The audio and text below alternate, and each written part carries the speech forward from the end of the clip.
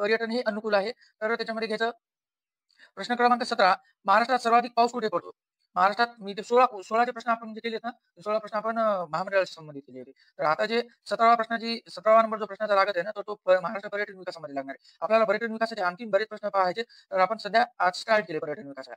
पर्यटनाच्या विकासासाठी भूरचना, हवामान, नैसर्गिक परिस्थिती, वनस्पती व प्राणी, पक्षी व जलाशय हे घटक महत्त्वाचे असतात.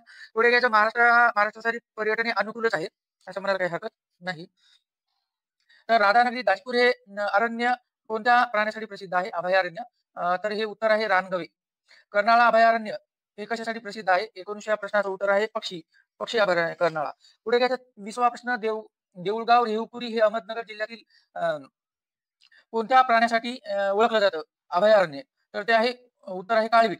त्याच्यानंतर उडणारी खार कुठे आढळते? तर उत्तर आहे भीमाशंकर. त्याच्यानंतर महाबळेश्वर जवळ कोणता धबधबा आहे? तर उत्तर आहे लिंगमाळा. त्याच्यानंतर प्रश्न क्रमांक 22 देवरुख जवळ कोणता धबधबा आहे? तर उत्तर आहे मार्लेश्वर. प्रश्न क्रमांक 23 लोणार सरोवर कोणत्या जिल्ह्यात येते? तर उत्तर आहे बुलढाणा.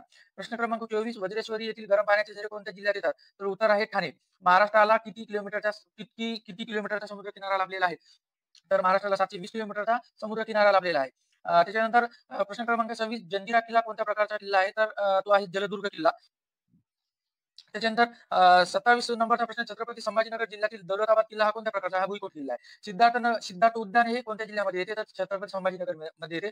ताजमहालाची प्रतिकृती म्हणून ओळखला जाणारा बीबी का मकबरा वास्तू कोणत्या जिल्ह्यामध्ये आहे? तर ते छत्रपती संभाजीनगरमध्ये. प्रश्न क्रमांक 30 आहे अजिंठा व वेरूळ लेण्या कोणत्या जिल्ह्यामध्ये आहे? तर ते छत्रपती संभाजीनगरमध्येच आहे. तर महाराष्ट्राचा राज्यपक्षी काय आहे? तर उत्तर आहे हरियाल. प्रश्न क्रमांक 32 महाराष्ट्राचा राज्य प्राणी कोणता आहे? तर शेकरू. तर महाराष्ट्राचा राज्यवृक्ष कोणता आहे? आंबा.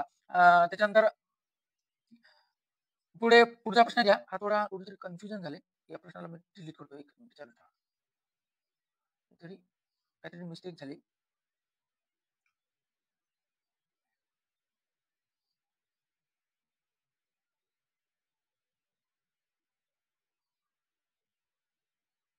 पुढे घ्यायचं गुरुद्वारा ही वस्तू महाराष्ट्रातील कोणत्या जिल्ह्यात आहे?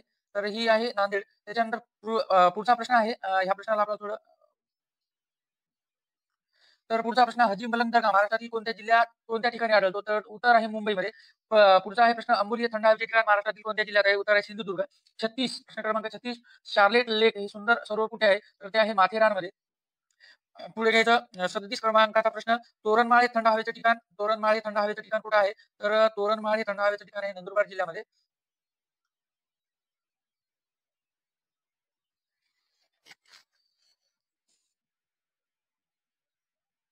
पुढे घ्यायचं कोणत्या थंड हवेच्या ठिकाणाला टेबल लँड असे म्हणतात? तर पाचगणी, सातारा. त्याच्यानंतर प्रश्न क्रमांक 41 अमरावती जिल्ह्यामध्ये कोणते थंड हवेचे ठिकाण आहे? तर त्याचं उत्तर आहे चिखलदरा. नरनाळा हे थंड हवेचे ठिकाण कुठे आहे? तर त्याचे उत्तर आहे अकोला. महाराष्ट्रामध्ये एकूण किती राष्ट्रीय उद्याने आहेत? तर त्याचं उत्तर आहे 6. ताडोबा हे राष्ट्रीय उद्यान कुठे आहे? तर ते चंद्रपूरमध्ये आहे. वाघासाठी प्रसिद्ध आहे. ताडोबाच्या राष्ट्रीय उद्यानामध्ये मगर पैदास केंद्र पण आहे.